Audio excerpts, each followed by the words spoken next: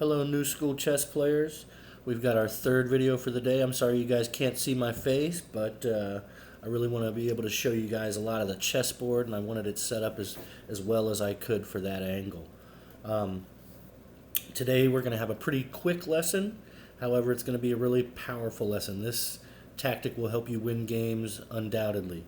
Our more advanced players in chess club, I want you guys to really dive right into these. If you've got somebody you can play with at home, but don't keep them in the dark about it. Let them know those techniques too, so that they can play them against you. You'll need to learn how to defend these techniques as well as use them on the attack. So this technique is called a discovered attack. Now, what that means is by moving one of your pieces, you're opening up a piece behind it to have a straight line at one of their pieces. Now, when that really comes in handy is when the piece that you're moving puts the king in check. Now, if you're putting the king in check, what does he have to do before he does anything else? Get out of check. He's not allowed to make any moves other than something that gets him out of check. So, if you're opening up with that movement, another piece behind it, now this piece has a straight line at one of its major pieces, your opponent's major pieces, then he has to deal with the check, right? He has to get out of check and cannot protect the second piece, which is experiencing the discovered attack.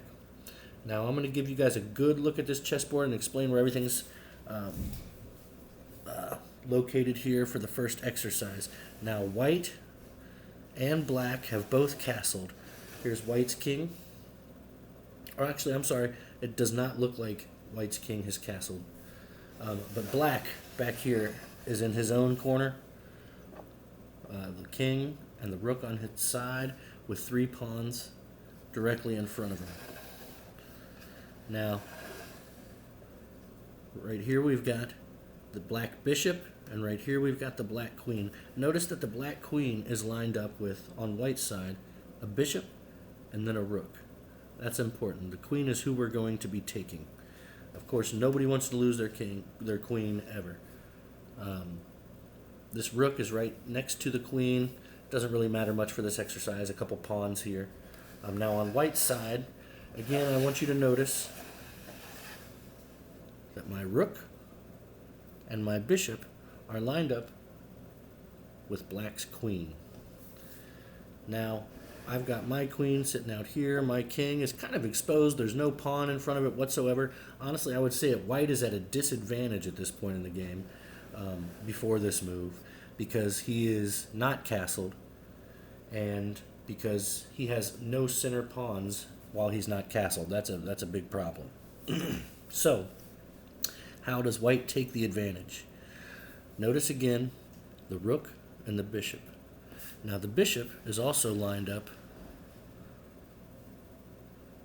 with this pawn right here, which is in the corner just outside the king. The bishop is lined up with this pawn. Now if the bishop were to go to this space and capture this pawn, he would lose his bishop, correct? Although he would be putting black's king in check on that diagonal.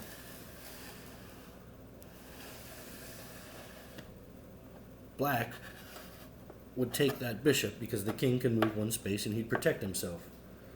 Right? Right. The problem is, when we moved that bishop, I'll reset the pieces here. When we moved that bishop, what did we reveal? A straight line from our rook to the opponent's queen. And he can't do anything about it. He's got to take care of the check that we just put him in. Here we put him in check. He's got to take that or move over. I mean, he does have the option to move his king to get out of check. But he's going to take the bishop, and then white's next move will be to use this rook to take black's queen. And there's nothing black can do about it. That is a discovered attack. Now I've got another exercise for you here. Let me reset the board as quickly as I can here. Easy, because there's only a couple pieces left for each. You've got a king and a rook on each side.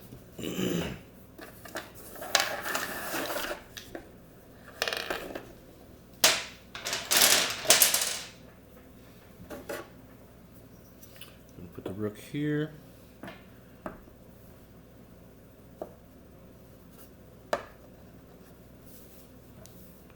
All right, let me let you get a good look at this board. So black and white's kings are facing each other, separated by 2 spaces. 2 spaces behind white's king is white's rook. All in a line there, those 3. Now black also has a rook, so at this point, which is deep, deep into the end game, they're really trying to close it out. Somebody's got to find an advantage somewhere.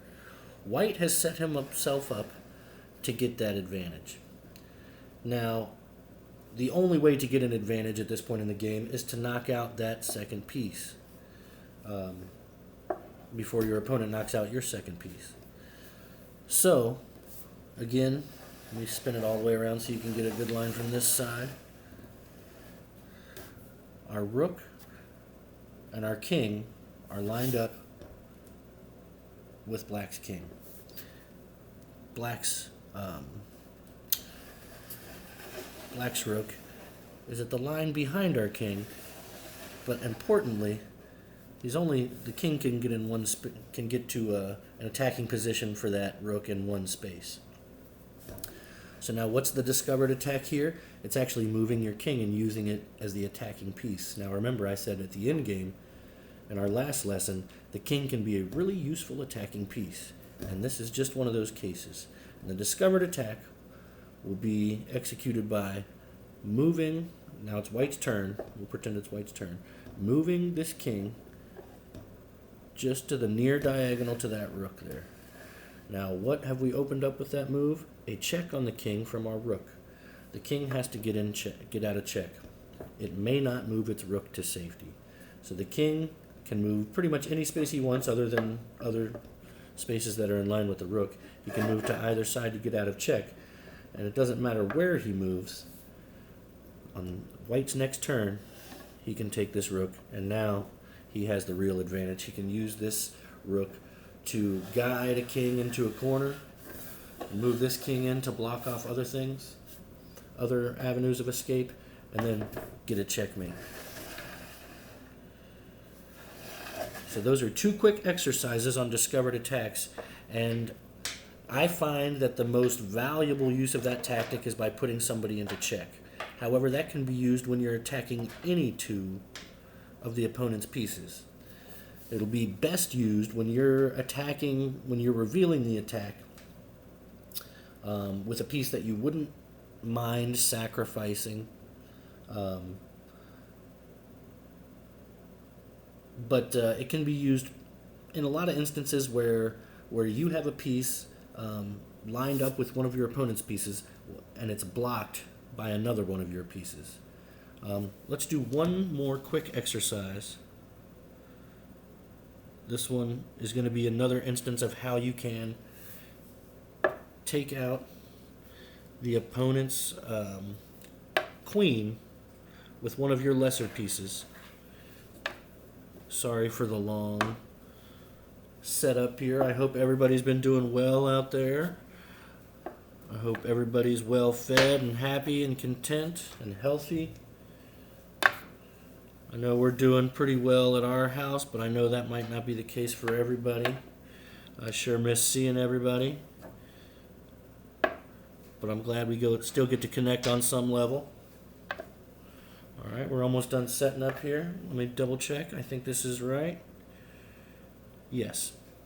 All right, so here's our board set up. I'm missing one piece. It's an important piece too. All right, here's the setup. Now let me explain the board. It's a little busier than our last exercise. So our king has castled. We're going to be playing as white again. It does not matter if you're white or black for this technique. I mean, it's useful no matter what. Now, white has castled, so he's on the one space away from the corner with his own rook next to him. Just in the row in front of the king, we've got a pawn that's all the way against the edge, the bishop in the middle, and another pawn. Let's see if I can get a good angle on that.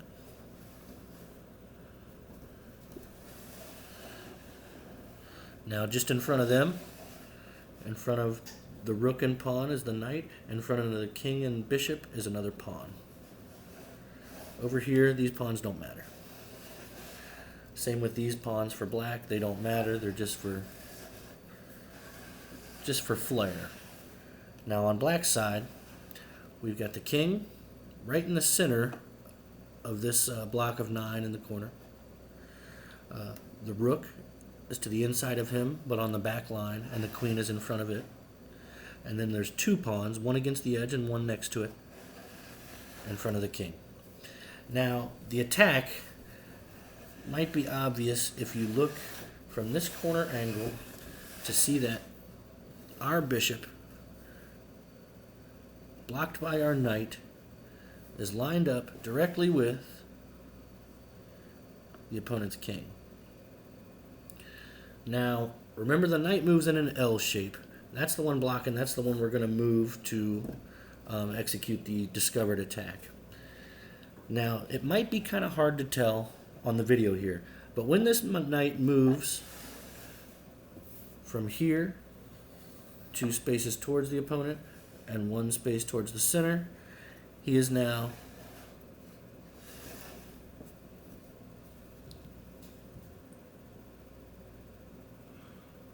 hold on.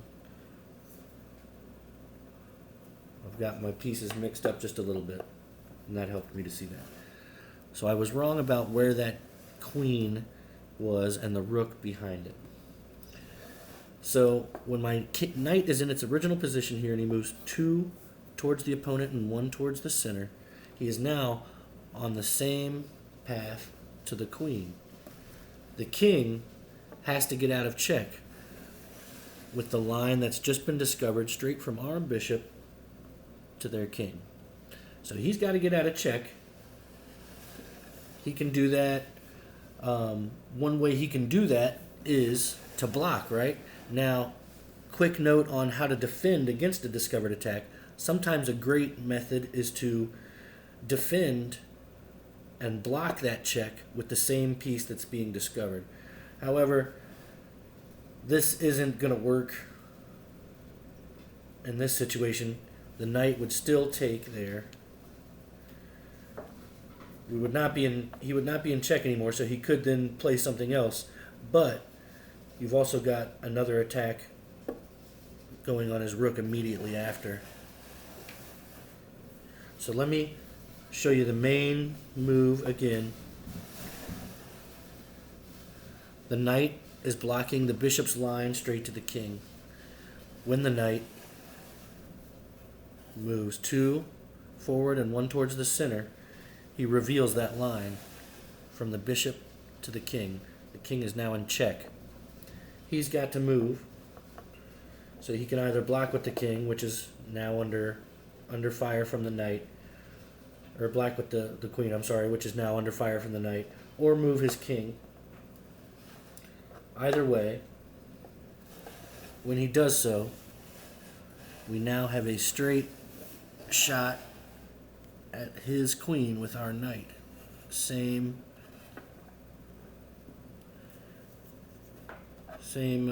pattern as before.